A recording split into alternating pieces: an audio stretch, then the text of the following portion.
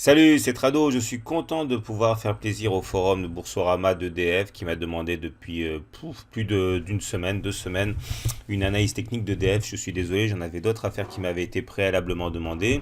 Et on va donc commencer avec cette analyse technique d'EDF. Alors pour vraiment ceux qui ne s'intéressent pas du tout à l'économie, je vous rappelle que EDF est le numéro un français de la production et de la commercialisation et de la distribution d'électricité. Et si on regarde les dernières news, les dernières nouvelles en date, il faut savoir que, eh bien, apparemment, hein, les tarifs d'Engie, hein, EDF, devraient se réduire de 3,5% pour tenir compte de l'évolution des coûts de l'opérateur historique. C'est une décision qui va être plutôt assez juridique.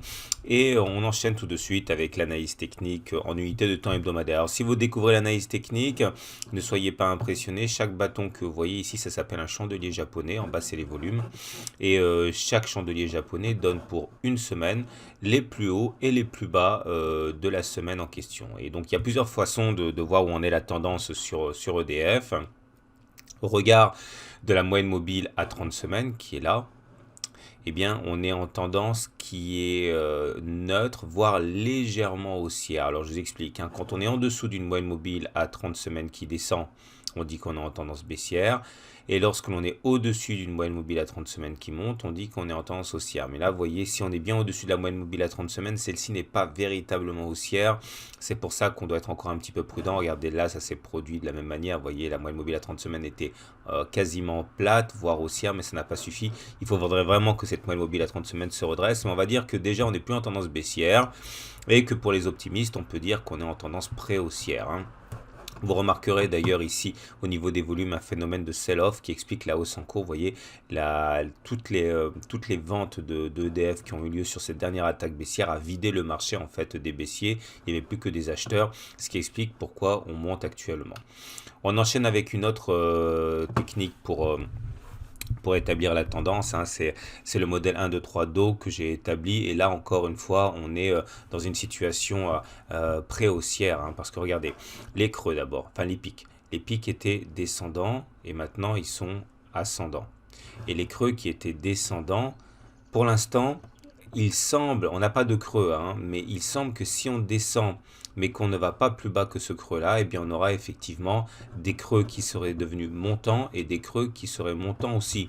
Ça c'est très intéressant parce que dans le modèle donc 1, 2, 3 Do, si vous voulez en savoir davantage, il y a un module de formation là-dessus, on a un signal d'achat qui se déclencherait après une descente et un retour à la hausse qui dépasserait donc le précédent sommet. Clairement, retenez que si on fait un plus bas et qu'on refait un plus haut et que le nouveau plus haut est plus élevé que le précédent plus haut, ce sera un signal d'achat qui est important. Mais vous l'aurez compris, bizarrement, dans cette situation, il faut espérer justement un creux, il faut espérer une correction et afin justement de pouvoir établir que le nouveau creux serait supérieur au précédent pour justement acter, hein, la tendance haussière. On passe à l'Ishimoku. L'Ishimoku nous donne les supports et les résistances à venir. Le premier support, il est là, il a 8,9 euros, c'est la Kijun. Chacune de ces courbes correspond en fait à un support et à une résistance, hein. Donc le prochain support est là, il a 8,9 euros.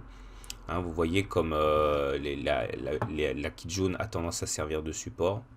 Okay. Et la prochaine résistance, ben, c'est cette courbe-là. Ça s'appelle la SSA, c'est le bas du nuage ici, et ça correspond à une résistance qui est à 9,9 euros, d'ailleurs, résistance sur laquelle qu'on n'arrive pas à franchir pour l'instant. J'aimerais maintenant vous montrer graphiquement ce que ça la donne, toujours en unité de temps hebdomadaire, et il semblerait que l'on soit dans une figure en biseau descendant. C'est très important parce que les biseaux descendants se cassent plus souvent par le haut que par le bas. Et pour l'instant, on n'arrive pas à s'en extraire. Si on arrive à s'en extraire, eh bien, le prochain objectif, ce serait les 11 euros et puis les 12 euros. Par contre, si on devait consolider fortement, on pourrait tout à fait envisager d'aller chercher les 7 euros, c'est-à-dire le bas du biseau descendant, même si a priori, hein, c'est pas le scénario le plus probable.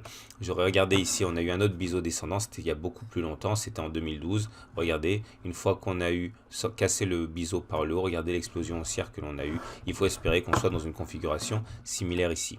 Les indicateurs techniques à présent. Ces indicateurs techniques sont haussiers. On le voit au fait que le momentum il est au-dessus de 0. Ça veut dire que les haussiers tiennent le marché. Et c'est confirmé par le fait que le RSI soit au-dessus de 50.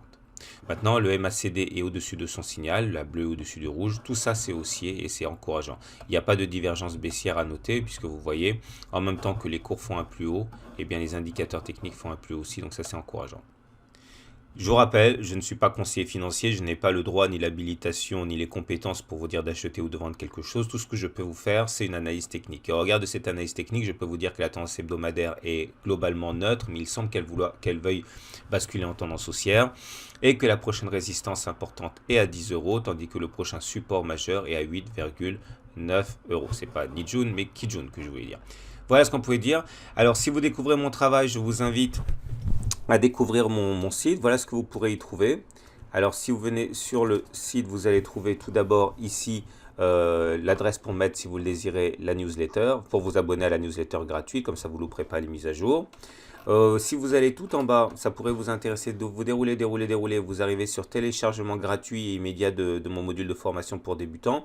Et là, vous trouverez, encore une fois, j'insiste, c'est 100% gratuit, sans obligation d'achat, une vidéo de 30 minutes, un livre au format numérique, un cahier d'exercices corrigé. Tout ça, ça arrivera directement dans votre boîte mail si vous cliquez là. Vous marquez simplement votre adresse mail. Le prénom, le nom, vous pouvez mettre ce que vous voulez, vous pouvez mettre un pseudo, ça ne m'intéresse pas de toute manière de le savoir. Par contre, votre adresse mail, ça c'est important pour pouvoir recevoir tout cela dans la foulée. Voilà, je vous souhaite une bonne journée, je vous souhaite de bons investissements et je vous dis à très bientôt pour une autre analyse technique. N'hésitez pas à relayer cette vidéo pour tous ceux qui seraient intéressés par cette analyse. À très bientôt pour une autre analyse technique.